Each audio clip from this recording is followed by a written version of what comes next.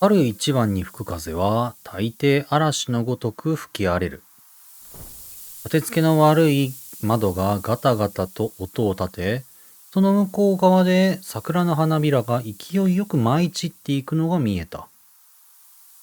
きっとすぐに新緑の葉が薄桃色の花に取って変わるのだろう。まったく、この年になると季節は本当に一瞬で過ぎ去っていく。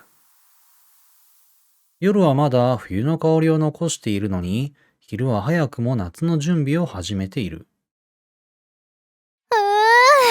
なんとか作りとかかんとか作りとか、同じようなのばっかり並べられても、ちっとも頭になんか入ってこないよ。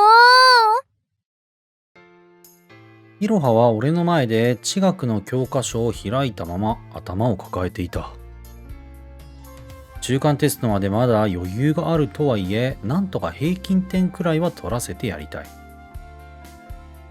何言ってる。似たような名前のよくわからん化粧品ブランドのことはあんなによく覚えてるじゃないか。わかる。落ち着けばお前ならちゃんと覚えられる。それは全然似てないし、置いてるだけで可愛いやつとかもいっぱいあるしさ。要するに見た目で覚えているわけか。だったらほら、よく見てみろ。例えば合唱作りだ。見たまんまの名前を付けられてるとは思わないか？何言ってんの、たっちゃん先生。合唱ってみんなで歌歌うことじゃん。そうか。こういう紐付け方法にはこういうデメリットがあるんか。そもそものその紐付ける対象のものを知らないっていう。うちこんなマジフルなカラオケボックス見たことないし。なんとか平均点を、いや赤点だけは回避させてやりたいんだがな。だったらもうそれでいいのではないかしら。お、歴史小説、作家。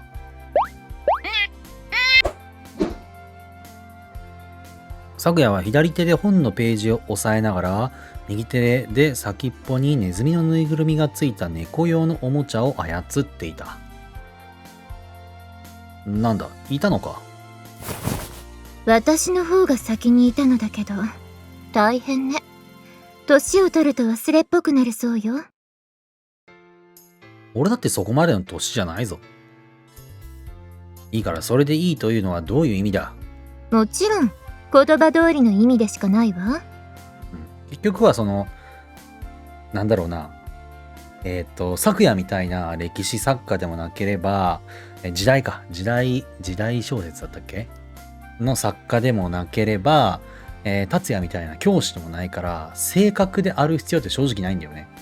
これが将来に生きるかと言われたらあれだけど、本当は勉強としては間違っとるんやけど、将来に生きないから。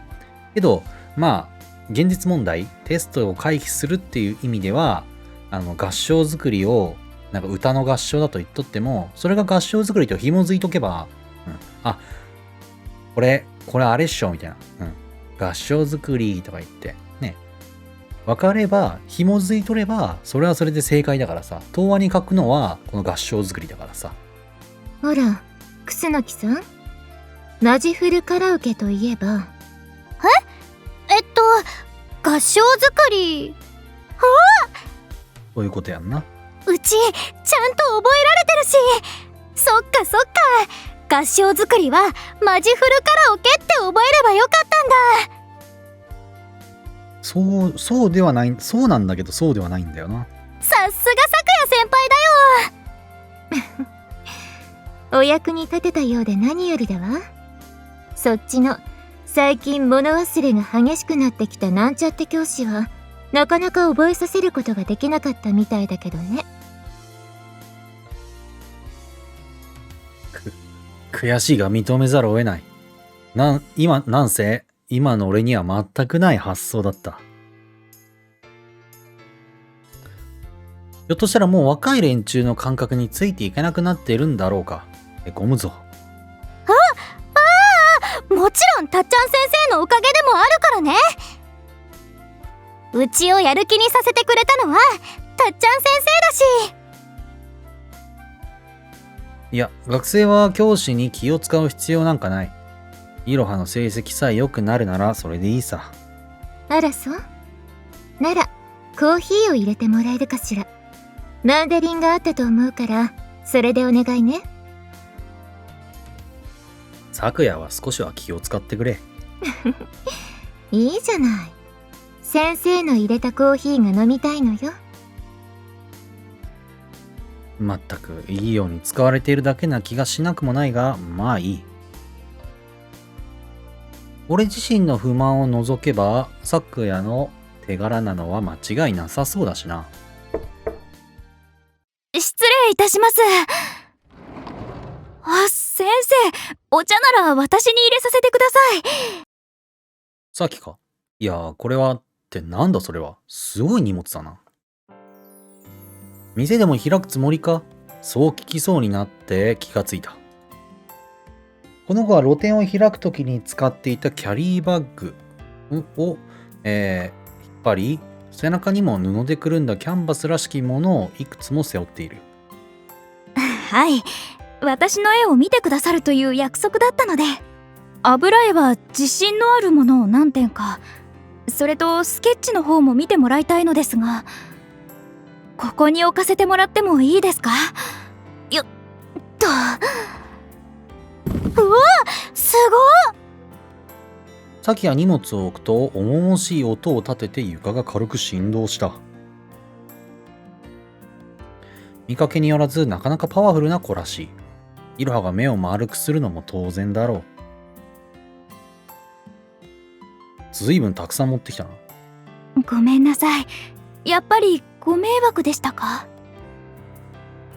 けど、せっかく先生に見てもらえると思ったら、あれもこれも、こっちも捨てがたいって感じで、ワクワクした気持ちを抑えきれなくなってしまって。だからせめてお茶を入れるのは任せてください。コーヒーでいいんですよね？それはそうだが。さっきは俺の手から粗挽きのマンデリンとコーヒーフィルターを取り上げると、慣れた手つきでテキパキとセットし始める。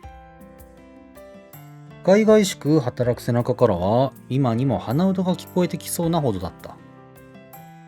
へえ、天才作家を優先すると言っておきながら、案の定安請け合いをしていたわけね。天才作家を優先すると言っておきながら。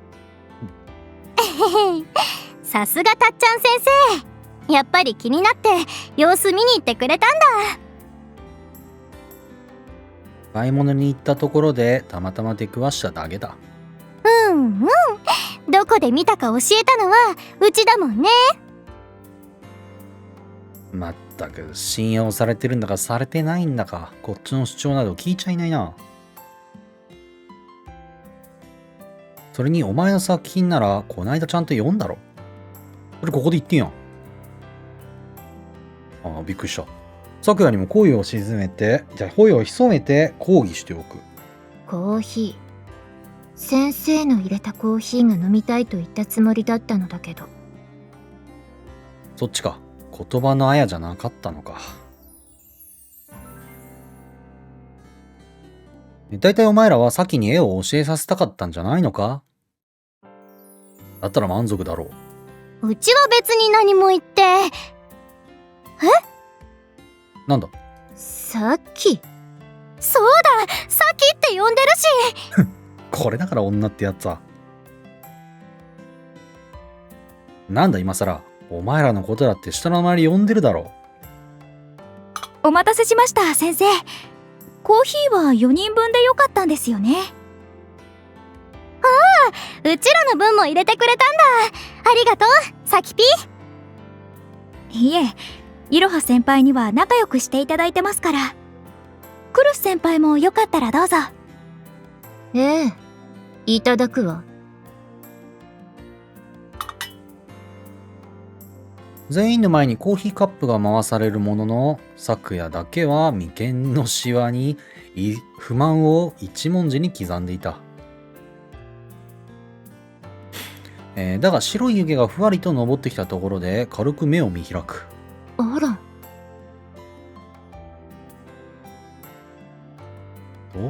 おう、いい香りだな。俺が自分で入れた時と明らかに違う。こういうことには慣れているものですから、うちは共働きなもので。共働き。そうか。父親は再婚したのだろう。夜中に家を抜け出して露店なんかやれたのも親の監視が緩いせいでもあったのか。ただそこにこの子が抱える苦労の一端を垣間見えるような気がしてしまう。マンデリンの豊かな風味をここまで品よく引き出すなんて合格よ。我が部の専属バリスタとして期待しているわよ。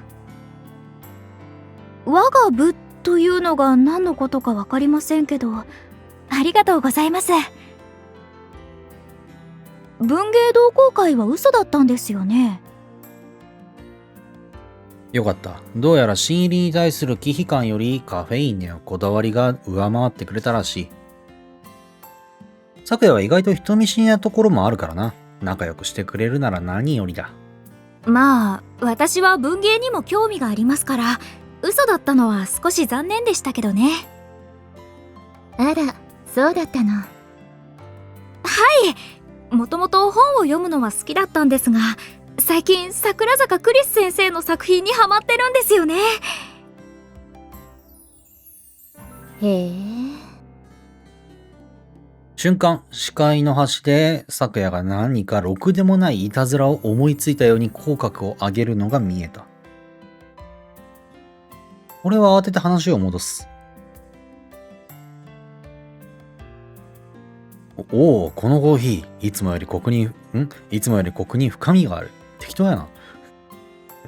マンデリン特有のパンチのある苦味も俺好みだ。味の方もいつもよりコクに深みがある。マンデリン特有、違うな。お前に入れてもらって正解だったよ、さっき。ええ。なぜかさっきはさくらんぼのように頬を染めてはにかんでしまう。ごめんなさい先生。出会った頃みたいにまたサキと呼んでくれるようになったのが嬉しくて。やっぱそうなんだ。名前知っとったんだ。俺の認識違いか。そういや、最初は違った気もするな。拓也やイロハに突っ込まれたのもそのせいか？ええ。私にだけあけびさんとか他人行儀だったじゃないですか。少し話すようになるとすぐ来やすい呼び方をしてしまうのは教師としてはあまり褒められた癖じゃない。自覚はあるのにちっとも直せていないようだ。先生から嫌われてるんじゃないかと思ったのはそのせいでもあったんですからね。別にそんなつもりはなかったが。さっきは軽く唇を尖らせるものの、瞳にはどこか親に甘える子供にも似た親しみがこもっていた。俺にはやはりこの子から懐かれることの方に違和感がある。あの青い絵を先に送ってからもいろいろとあったのだ。むしろそちらの方がお互いの生活に大きな影響を与えたはずだというのに。でももういいんです。ようやく私の絵を見てくれると言ってくれたんですから。まあ約束だからな。ふーん。と昨夜に横からじと目で睨まれているのに気がついた。なんだ？いいえ。絵の話ができて嬉しいって顔をしていたから、私も多少は我慢してあげた甲斐があったかしら。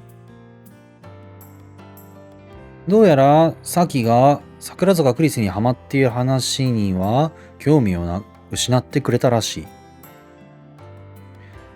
だから気軽に言ってくれる。俺の絵に対する思いはとても一口で表せやしない。心の底にマグマのような憎しみを抱きながら嫌いになることさえできなかった。それは俺にとってもはや呪いに近い。引き受けるには万有引力に身を任せ、高層ビルから身を躍らせるような覚悟が必要だった。ねえねえねえ、サキピ、うちもサキピの絵見ていい？さっきから超気になってんだよね。ええ、もちろんです。絵は見てもらうためのものなんですから。それは作品によるさ。はい。つい漏れてしまったぼやきは直後に上がったイロハの完成にかき消される。うまい。たっちゃん先生もさくや先輩も見て見て、さきぴすごくない？イロハは早くも防護用にかぶせてあった布を剥がし、両手でキャンバスを、掲げ持つようにしていた。ちょっとイロハ先輩、そんな風に言われるとなんだか恥ずかしいです。私なんてまだまだだという自覚もありますから。謙遜？なんかそういうのしすぎだってば。美術部のみんなにもここまで描ける人はほとんどいないしねえ。確かに素人目にはよく描けてるように見えるけれど。昨夜まで一緒になってキャンバスを覗き込む。だが俺はその後ろに回り込み、つい眉を潜めてしまう。待て、自信のある作品を選んだと言っていたろう？なぜ風景画じゃないんだ？キャンバスに描かれていたのは、マペの笑顔を浮かべる少女の肖像画だった。ええ、前の学校の同級生だった子を描いたものなんですけど、これだけは露店でも売るつもりはないってくらいお気に入りの一枚だったんですが、何かいけなかったでしょうか？そんなことないよね。普通にいい感じだし、うちは好きだけどな。笑顔の絵って元気もらえる気がするしさ。落ち着きなさい。先生は何か言いたげだけど。よりによって笑顔の絵か。参ったな。未だにこの程度のことでかすかな緊張を覚えてしまうとは。俺たち現物見とらんか何もわからんわいや。笑顔はやめておけ。でも独学なんだろうこれは。はい。確かに今まではネットで動画を見たり、他の人の絵を参考にしたりして学んできました。やはり思った通りか。でも先生はお気づきのはずですよね。私が絵を描くのは笑顔の絵に見せられたからで。別に個人的な感情で言ってるわけじゃない。いきなり難しいことに挑戦しすぎている。少なくとも最初からやるようなことじゃない。さっきはきょとんとして口を開けていた。なるほど、これも独学の弊害だったか。言われてみれば聞いたことがあるわね。笑顔の絵は描くのが難しいんじゃなかったかしら。さすが作家先生、よく知ってるな。待ってよ、さくや先輩。絵に描かれてる人って大抵笑顔っしょ？例えばほら、モナリザとか、うちでもそれくらい知ってるし。いろは、それはアルカイックスマイル。要するに口元だけのほのかな微笑だったんじゃないか。顔をくしゃっとさせて笑うような満面の笑顔は非常に珍しいんだ。顔全体で作るような笑顔はその分表情筋の動きが複雑だし、シワの数も増えて陰影が深くなる。そのため正確に描写しようとするほどかえって不気味に見えてしまうものなんだ。これを美術的に美しいとされるようにまとめるのは素人が想像する以上に高い技量を要求される。加えて肖像画では本人の識別性か。本人の識別性を著しく下げてしまうのもモチーフとして避けられる要因だろう。現代でも証明写真で笑みを浮かべるのが禁止されているのはそのためだ。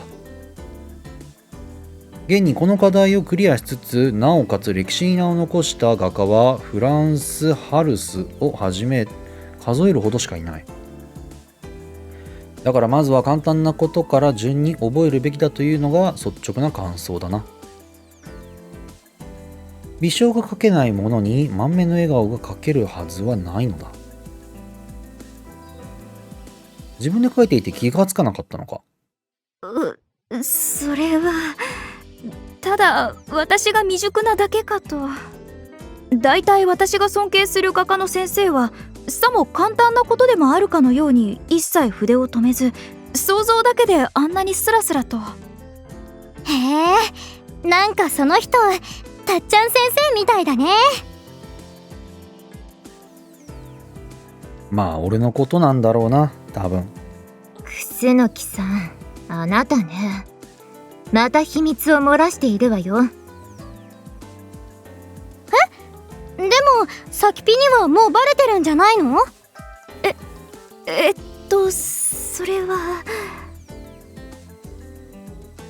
サキもイロハもここでは隠さなくていい。ややこしいからな。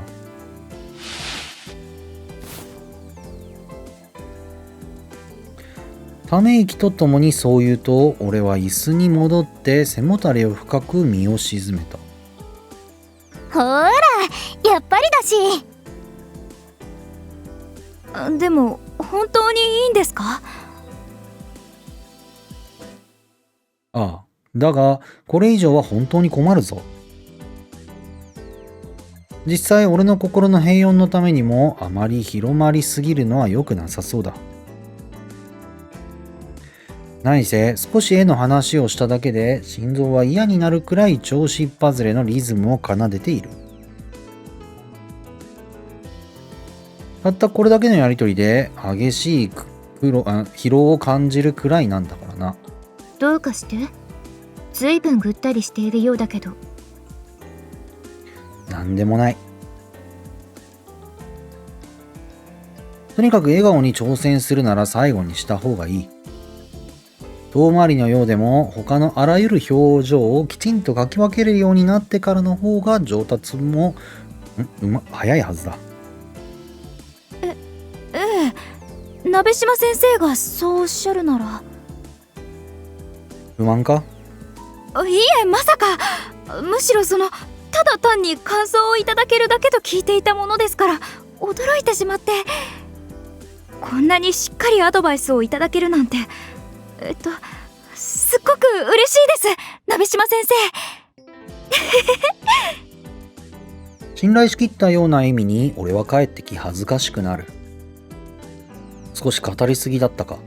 どうも絵のことになるとうまく加減ができなくなるらしい。あくまでも感想だ。別に指示しているわけじゃない。どうするかはお前次第なんだぞ。はい、鍋島先生のおっしゃる通りにしてみます。それと残りの絵を見るのは明日にさせてくれ。もちろん、そこまでわがままを言う気はありませんから。やっぱり先生に頼んでよかったです。まったく気楽に言ってくれる。こっちはあっという間に気力を消耗してしまったというのに。それでももはや放り出そうとは思えなくなっていることに気づき、ついこちらまで苦笑いを漏らしてしまう。ほへー、サキピとたっちゃん先生、なんだか急接近って感じだね。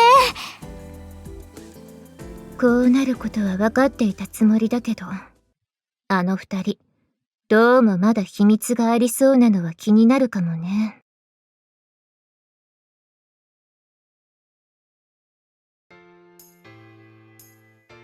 ほーん。これもじゃあさっきから行こっかな。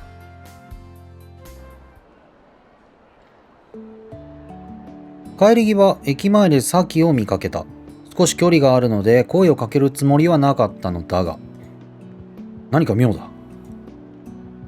気になって見ていると、信号付きの歩道の前で目の前の信号は青なのに歩き出さず、そのまま赤に変わってしまった。サキ？サキ？おい、あけびサキ。出席番号2番、あけびさきです。先生。方したら。どうした？ぼーっとして危ないぞ。何か悩みか？悩みというほどでは。子供の手遊びってあるじゃないですか。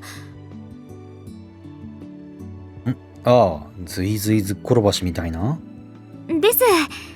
友達と小さい頃の遊びの話題になって、でアルプス一万尺のお歌で始めて。今時の若者がね、微笑ましいな。それで私だけできなかったんですよね。ああ、違うんですよ。昔はちゃんとできたんです。今日はとっさのことで久しぶりでたまたま。でもそれが悔しくて、それからずっとお歌と振りが頭の中で無限に繰り返していて。それで注意力散漫になっていたわけか。気持ちはわかるがほどほどにな。指摘した後にふと思う。さきの場合は注意力が散漫というよりは集中力が高すぎるのかもしれない。そこをさらに伸ばしてやれば、さきの絵は。ご心配をおかけしました。でも安心してください。もう完全に復活しました。アルプスマスターです。アルプスマスターとはスキーがうまそう。そうか、まあよかったな。あ、その顔は信じてないですね。別にそんなことはないが。今から証明します。先生、受けてください。は？いきますよ。ちょっと待て。そもそも俺はやったことがない。歌だってうろ覚えだ。なんなら原曲になったヤンキードゥードゥルの方が馴染みがある。じゃあ私が先生です。短い振りなので簡単ですし、お歌は私がするので先生は歌わなくても平気ですよ。本気か？こんな道の往来で。別に恥ずかしいことじゃないですよね。俺の年齢を考えてくれ。年齢は関係ありません。保育の先生だってしてます。それとも保育の先生の教えは恥ずかしいことだとおっしゃっているのですか？そのロジックはずるいだろう。教師、そしてまがいなりにも表現者という立場上、さっきの言葉は正論で、俺は勢いで押し切られた。かくしてさき先生によるアルプス一万尺の手遊び指南が始まってしまう。はい、そうです。最後にお互いに向き合ったまま相手の体に触れて、二人の間に橋を作って、そう、これでワンセットです。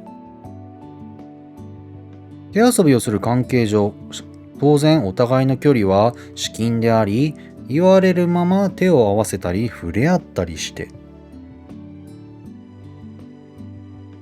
さすがにこれはちょっとどうなんだと思ったが、しかし年下が気にする素振りを見せないのに、俺がそれを言うのは教師としても他の意味でも負けな気がした。さて、確認したいところはありますか？いや、もう覚えた。そうですか？まあ簡単な振りですしね。なんで妙に悔しそうなんだ。もしやさきが苦戦したのに俺があっさり覚えたからか？では行きますよ。せーの。アルプス一万尺。どうせさらす生き恥ならば短い方がいい。というわけでさっさと終わらせるべくさきに付き合った。ラララララ。それで俺たちはついにアルプス一万尺の手遊びを完遂してしまった。さきは自らアルプス一万尺マスターであることを俺に証明してみせたのだ。だから何なんだこの状態は。どうですか？私たち完璧でしたよね。まあそうだな。それこそ子供のようにはしゃぐサキを見て、ああ、俺は正しく教師として生徒の相手をしたのかもしれないと、そう思った。だが傍から見れば、いい年した社会科教師と女子高生が人目をはばからずにそういう遊びをしていたわけで。周囲の視線はまあ気にしないようにしよう。逆に堂々としていればいい。帰り際はちょっと変なおっさんと女子高生が道端で戯れていたという話題を提供したかは否めないが、それで不純異性交友とまでは言われないだろう。そう割り切って顔を上げたら、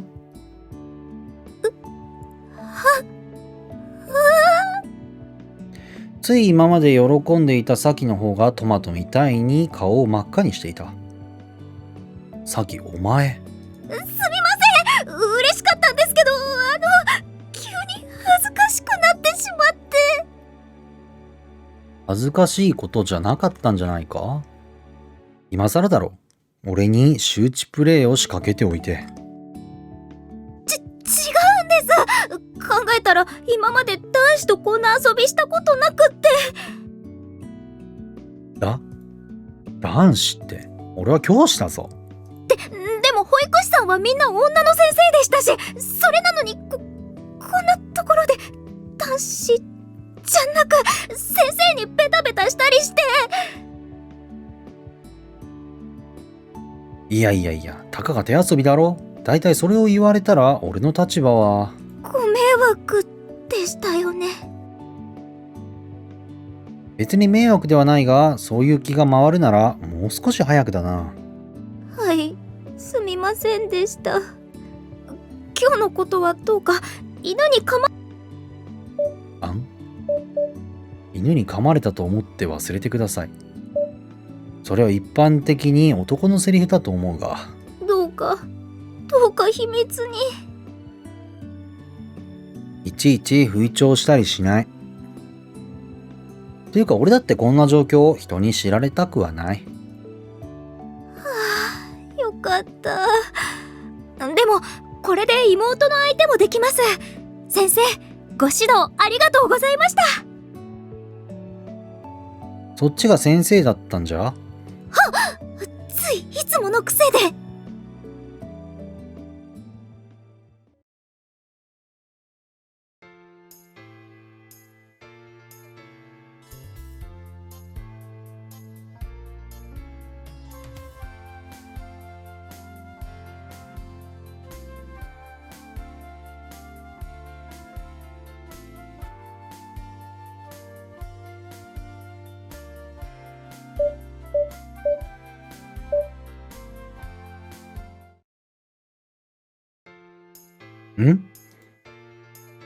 帰ろうと外に出ると、校門の近くに見慣れた二人の姿が目に入ってくる。あれはサグヤとサキだな。サキだよな。何をやってるんだ。なんだかサキがものすごい興奮していて、普通に立ち話をしているという感じでもない。ありがとうございます。では私はこれで。何やら大喜びでサキがサクヤに頭を下げると、そのままいそいそと校門から外へと出て行った。おい、今のサキだよな。何してたんだ？あら、先生。声をかけると、サクヤは楽しそうに笑っている。なんだ、いつにも増して機嫌が良さそうに見えるけど。何ということもないのだけれど、ただちょっと教えてあげていたのよ。そこまで口にすると、サクヤはクスッと笑う。いや、どちらかといえば軽く吹き出したというニュアンスに近い。桜坂クリスの新刊が出ているわよってね。お前。あら、別に何もいけないことはしていないわよ。まったくいい根性をしているな、サクヤは。あの子、深々と頭を下げて感謝すると、転がるように駅前の書店に向かって走り出していったわ。ああ、私って罪な女ね。しかしそうか、桜坂クリスの新刊か。俺も帰りに書店に寄って帰ることにしよう。あら、先生も欲しいなら家に箱であるから一冊プレゼントしてもいいわよ。箱で？顔に出てたか？いや、俺も読者の端くれだからな。後で買ってくるさ。やはり価値あるものは自分の金で手に入れてこそだからな。そう？私って正体を隠しているでしょ？だから検本するあてもあまりないし、毎回本が余ってしまうのよね。そんなに？著者って自分の本どれくらいもらえるもんなんだ？出版社によるわね。私のところには箱で届くけれど、つまりそれを同業者に送って、よかったら宣伝をしてほしいというわけね。なるほどな。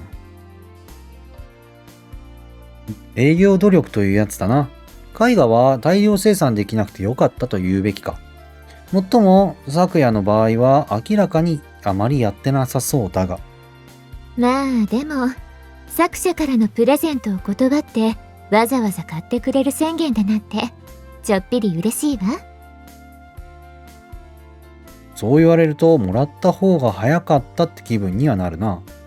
残念ね。もうあげないわよ。いや、ちゃんと買うから。なんて冷たいのかしら。それが作者に向かってかける言葉だって言うの？お前な。なんでいつもこう昨夜と話していると先に進まなくなるのか。これで正体が先に露見した日には一体何が起こるんだろうな。さっきのあれも先の反応を楽しんでいたんだろうし、作家としての腕前ももちろんだが、まったく意地の悪さも一級品だよな。あら奇遇ね。全くの同意見だわ。昨夜が桜坂クリス本人と知ったら、今まで咲自身の言動がぶり返すだろうことも含めて、さぞや落ち込むやら怒るやらかわいそうなことに。ほんと楽しみね。尊敬と蔑みの視線を一息に浴びせられて、きっと何とも言えない気持ちを味わえるでしょうね。で、そっちかよ。てっきり心配してるのかと思ったよ。まったくひどいものだ。まさか憧れの作家がこんなやつだと知ったら、サキもさぞや困った顔になるだろうな。あら、一度大好きな作家に裏切られているだけあって、先生は優しいわね。昨夜は小さくチロッとだけ舌を出して、けれどやっぱり楽しそうに笑った。私、嘘は言っていないもの。作者と作品は別の存在よ。作品の気品や清烈さというものは、むしろ作者の下品や世間連れから生まれるものなのだから。まあな、それは確かにその通りではあるんだが。確かにそうだ。こうして昨夜が何でも知っているからこそ、物語の登場人物はその物ごと中から清らかな部分だけをろ過してそこに存在できるんだろう。素直でまっすぐなサキにはその論法は通用しないだろうけどな。ほんと。ああ、楽しみだわ。鬼かお前は。やれやれ、そう遠くないであろう未来、先の身に降りかかるであろう悲劇を考えると、かわいそうだと思わずにはいられないな。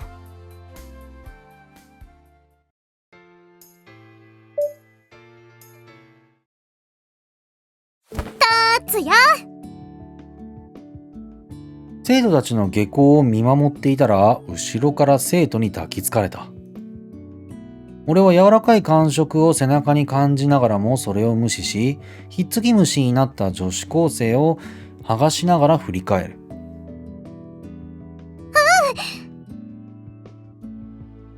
変な声を出すんじゃない。それと先生をつけなさい。そこは気分で。とっちゃん先生、もしかしてうちのこと待っててくれたの？優しいダーリンだな。こんなところで何を言ってくれるんだとも思うが、いろはの場合、授業中も含めいつもこの調子なので、他の生徒たちも笑って冷やかすだけだった。誰も本気にはしていない。ただし本人以外という注釈がつく。一緒に帰る？これからカラオケなんだ。たまたま生徒を見送る順番が来ただけで、俺はこれから会議と残業だ。知ってる。だからうちも帰るんだし、先生って大変そう。そうか、一人でも赤点が減ればこの大変さも軽減されるんだが。早めに帰って勉強するね。そうしてくれると助かる。あまり遅くなるなよ。今日はギャル友だけだし大丈夫だよ。そういうことを言ってるわけじゃないんだがな。そう思いつつも俺なりの笑顔でイロハを送り出す。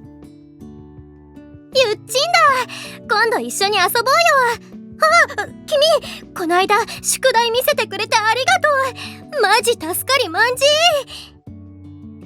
俺と離れてからもイロハはあっちこち挨拶したり、友人やイロハの友人層とは少し毛色の違う生徒たちにも絡みながら、その姿を小さくしていった。本当にコミュ力モンスターだな。立てば芍薬、座ればボタン、歩く姿は百合の花。あらゆる側面から女性の美しさを表現する古式ゆかしい言葉だが、たっちゃん先生、バイバイ。いろはは遠くでもう一度こちらに振り返り、大きな声で俺を呼びながら手を振った。俺はそんないろはとその背後の夕日に目を細め、苦笑しつつも手をプラプラと振ってやった。満足そうに笑ったいろはが生徒たちの下校の波に飲まれていく。それでもなおいろはの存在感は消えない。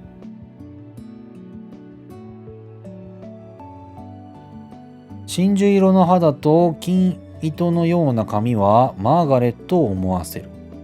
それでいて清廉さとは対極にある艶やかな主張とは、南国に花開いた真っ赤なハイビスカスを彷彿とさせていた。たくさんの生徒たちの中に混ざっていても、本人の賑やかさと笑顔には人目を引く花があり、いろはが誰かに声をかけると、たちまちその周囲に波紋と笑い声が広がっていく。百合というよりは太陽、ひまわりといったところか。モチーフとしては最高だな。俺ならそう、それこそゴッホのように大胆な色彩で。湧き上がる着想の中で自然と笑みと言葉をこぼし、そこでハッとなる。絵に携わるものの性質としてどんなものでも、描写前提に形を捉える癖があるのだが、最近はからっきしだったのにな。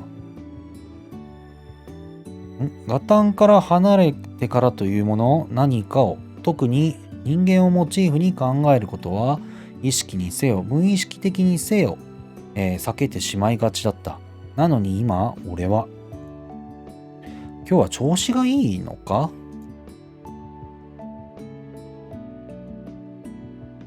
会議と事務仕事を終え、帰り支度を整える。今日は生徒を追い出す必要もない。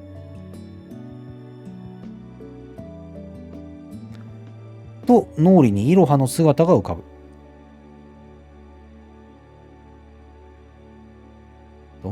なんでいろはが？知らない間に着想が膨らんでいる？今日はただ調子がいいのかと思っていた。だが本当はただの女子高生好きなのだとしたら、いや違うな、違ってくれ。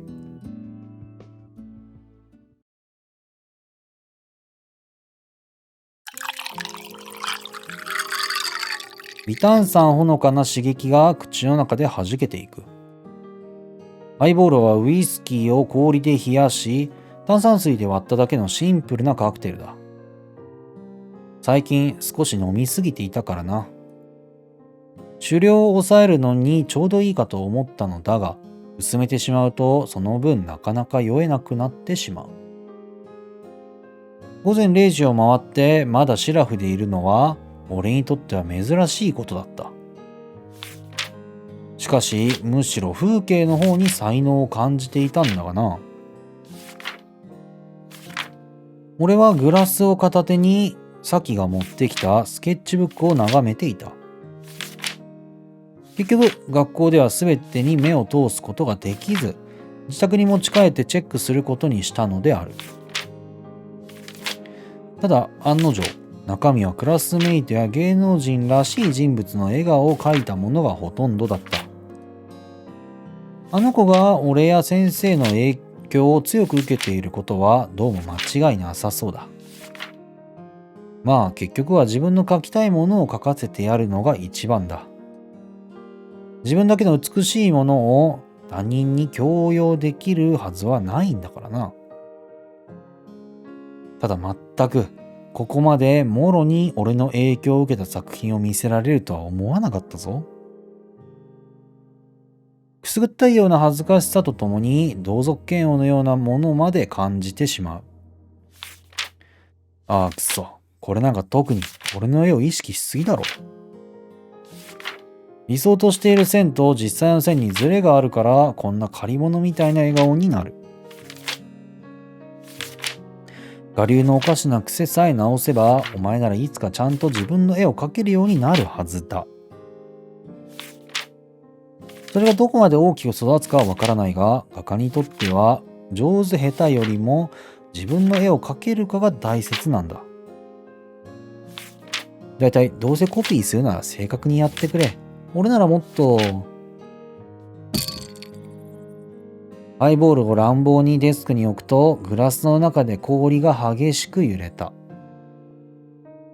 俺はむしゃくしゃと引き出しの奥を引っかき回し、ようやく鉛筆を探し出す。あ、それをさっきのスケッチに重ねようとしたところでようやく手が止まる。俺はまさか指導線を入れようとしていたのか。自分がまだ筆のありどころを覚えていたことにも驚かされてしまう。もう何年もしまいっぱなしにしていたはずなのに。その時、筆先がかすかに震え出した。慌ててそれを左手で押さえつけると、幸いすぐに震えは止まってくれた。やっぱり少し酔ってるらしいな。以前は筆を握るだけで拒絶反応を起こし、全身が震え出すような時期もあったのだ。もちろん入学式の日、アーチを完成できたことからも、今ではかなり改善されたつもりでいる。絵に関わり続けるのはリスクもあるか。それが分かっていて引き受けるとは我ながらどうかしてるな。でも別に描けなくなった画家は俺だけじゃない。先生だって、さっきの母親だってそうだったのだ。だから先生は画家を辞めた後、絵画教室の講師になったんだ。なら俺だって。先生は画家を辞めただけで絵を描くことまでやめたわけじゃない。ああ、俺はまだ心のどっかで描けるようになりたいと願ってるんだろうか。許されたいと祈っているんだろうか。